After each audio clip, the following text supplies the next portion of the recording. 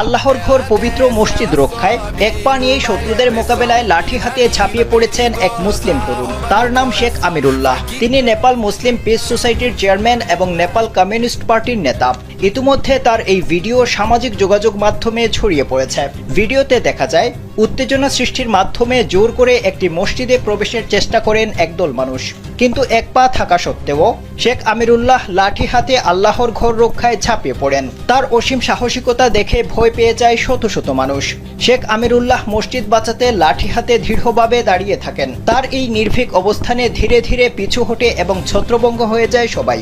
বিশ্লেষকরা বলছেন, শেখ আমিরুল্লাহের এই প্রতিরোধ কেবল শারীরিক কাজ ছিল না, বরং ঘৃণা ও সহিংসতার বিরুদ্ধে একটি শক্তিশালী বার্তা ছিল। শেখ আমিরুল্লাহের সাহস, দৃঢ় সংকল্প এবং শান্তির প্রতি অঙ্গীকার সর্বত্র প্রশংসিত হচ্ছে। তার কর্মকাণ্ড স্থিতিস্থাপকতা, মানবতা এবং সাম্প্রদায়িক সম্প্রীতি রক্ষার প্রতীক হিসেবেও দেখা হচ্ছে।